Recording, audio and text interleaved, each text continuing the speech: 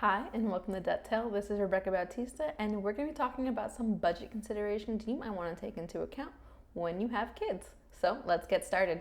So to start it off, if you have children who aren't school aged, then the biggest consideration is childcare costs if you need them. So let me tell you, the cost for childcare can be eye-opening. It is something that, unfortunately, for those who have to work or need both parents to work, one parent to work, etc., then childcare costs are things that are non negotiable, so that way you have the ability to work. Now, in my experience, the cost for taking care of itty bitty babies is a little higher than the cost of taking care of a toddler. The older they get, the cheaper it gets per week. That also depends on whether or not you end up in a daycare situation or in an in-home situation, or there's of course nannying, which is paying someone to come to your house and take care of just your children, which usually is higher than putting them in a group setting where they can go to a location that has other children as well. Now, another thing to think about is that you have multiple children who are under school age. If you are lucky to get them into the same daycare, then there's often like a sibling discount, which will make your cost a little bit lower. Also, if you have family who is willing to watch your children for free, I still recommend that you start taking money and saving it because you don't have this childcare cost, because it will help bump up your savings as well as cover things that come forward with having children, because having children will increase your costs of living, point blank. So another consideration is clothing, because kids like weeds will grow. And so you want to make sure that you try to stay ahead of that. If you would like to be more frugal minded, you could go and get secondhand clothes. You could do it by purchasing it from a consignment store, from a thrift store, hitting up your local moms groups, and then just doing hand-me-downs and having like these shared clothing potluck kind of deals. There is also these giant consignment sales here in Tennessee, or at least in Nashville. Twice a year there is a consignment sale called Just Between Friends, where you can go and purchase both clothing but also goods like high chairs and toys, etc., for a lower cost. Food. Now, while this can be a tricky subject because there are some kids who are picky eaters, there's also families that have dietary constraints, and in general as well, depending on where you're located, the stores that you're buying food from may be more expensive, less expensive, have less options available, etc. So as always, when you are taking into consideration food, what you want to do is also consider your time component in regards to that. If you have the ability to have the time to make food, generally making food in advance, like meal prepping or having large meals that you can then split for leftovers later, will be cheaper than buying out or doing like those meal kits. But that doesn't always fly for everyone. There's also the availability of whether or not you could grow your own vegetables, or if you have like a homestead. Some people are fortunate to have like a couple of chickens, and let me tell you, eggs are super expensive right now. I'm even contemplating getting some chickens. But anyways, you want to make sure that you think about different ways that you could potentially lower your food costs. There are couponing apps. There is also bulk buying. If you have the luxury of space or having an additional freezer, then I would recommend that you bulk purchase your meats, so that way you can take advantage of those deals when there are things that are going to be on sale, and then you stock up, and then you have that later on when meat prices are a little bit higher. Another thing is, if you don't have this luxury of space, then you can always talk to friends and family, people who are local to you, to perhaps go in together on joint purchases. So you buy something in bulk and then you split it out. Next is activities. In this category of activity, I'm including toys, I'm including extracurricular activities like sports, dance, gymnastics, karate, taekwondo, etc. But I'm also including like family excursions together, where you are spending time and doing activities as a family. So in this category, ways to save a little bit of money is you can do Groupons, you can do free activities, movie tickets. You can sometimes pre-buy them and save up on gift cards. So if you see that there's a gift card sale for Regal movies, then you would buy it at a discount, and then when the movie is popular and ready for you to see, then you go. Sometimes there are matinee shows, so you can purchase a ticket during, I think, like a Wednesday. Sometimes it's like the first showing on a weekend.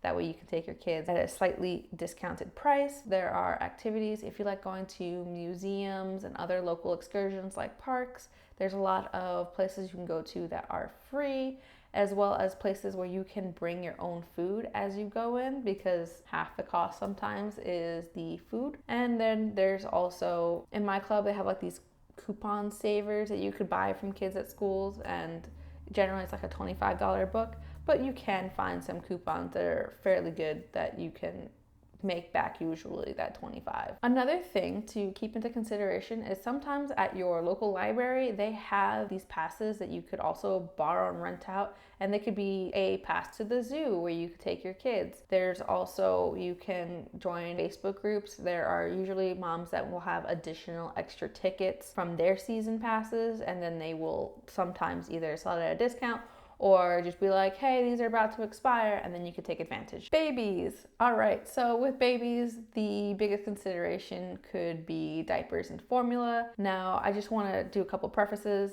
In my household, we actually cloth diapered our babies, and while it did save us money, it was an expensive thing to start off with, and it is not an option for everybody. So please do not push it on people to be one way or another, because if you don't have your own laundry and washer and dryer within your household, then it is more difficult. Another thing is formula. Breastfeeding is great for those who can do it and want to do it and have the ability to. Those who choose not to for one reason or another, or can't, should not be made shamed for not doing it. I really hate hearing that. Mothers have enough to deal with just by having a baby on its own, and they don't need additional stress from somebody else telling you that, you know, breast is best, etc. All right, it's not something for everyone.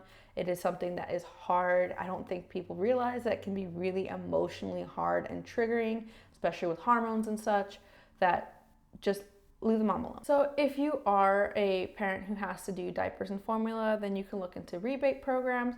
If you buy a specific brand, they often have these reward programs where you scan a code or take a picture of the box, etc., and then you can accumulate points to then get a discount on future purchases. There's Fetch, apps like these where you purchase these things and they're like within the realm of, yeah, there's an offer for this particular brand of diapers. Then you can accumulate points and then use those points to get gift cards and then go back to doing purchases. Another thing is being really friendly with your doctor's offices. A lot of times they're willing to give you samples, especially if you're running short. In particular with the formula shortages, they were really, really helpful, as well as just joining the manufacturers couponing. Sometimes they'll send you in the mail or via email these coupons that you could use to lower your costs. Another tip is just make friends with other moms. You can do diaper swaps. So when a kid grows out of a diaper size, you can go and then exchange those boxes within the group of moms. That's generally helpful. Another thing to think about is when you have your baby showered, actually request diapers, wipes, gift cards. My brother-in-law actually gave us a ton of wipes, and it lasted us, I want to say, almost a year and a half, and it was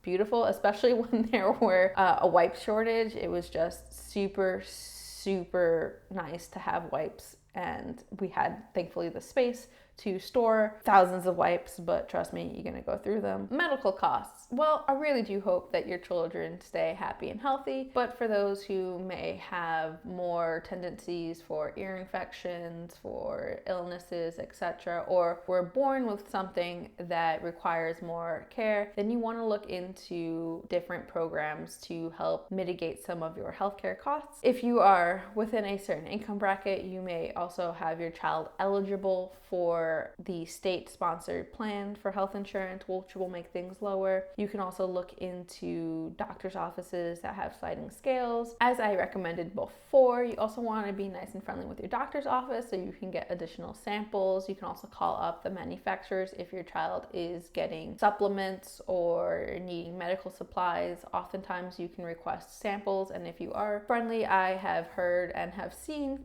where a company will send a case of stuff to help. Another thing is that if you require medical supplies, you should also check in with your insurance company to make sure that you are maximizing your medical benefits. Oftentimes you would be surprised that if you get a doctor's prescription for something, that then insurance will cover and lower your costs. So that's something you can talk to them about and then talk to your doctor about to get those required prescriptions. Also in general, and I have spoken about this in the chronic illness video, but you want to consider GoodRx, and you want to consider Mark Cuban's Cost Plus Drugs. Those are ways to get a potential discount on medication. Kids savings. Ooh, this is something that will probably be a series on its own. It's something I get asked about often. And so just some considerations is, one, what type of an account do you want to make for your child? Do you want your grandparents, aunts, uncles to contribute? If your kid is old enough to understand what saving is, do you want them to contribute? You want to look into the multiple options that you potentially have, and then also consider whether or not you will be contributing on a reliable basis. Next is allowance, yet another hot topic. This kind of just aligns with whether or not you as a parent value the idea of providing allowance. Do you just do it point blank? Do you provide an allowance for certain chores, etc.? Is it for grades? Are you doing it as a reinforcement system? There's just so many different ways you can go about giving a child an allowance. If you are going to give an allowance, then you want to consider, where is this money coming from within your budget line. In general, what I recommend is that if you no longer have childcare costs, that you take those childcare costs and use that to help fund future allowances. So you want to just keep that in your budget line regardless, because then you could use that money to bolster clothing. Because let's say your child went in a month and had a growth spurt, you had just bought clothes and now you have to buy more clothes,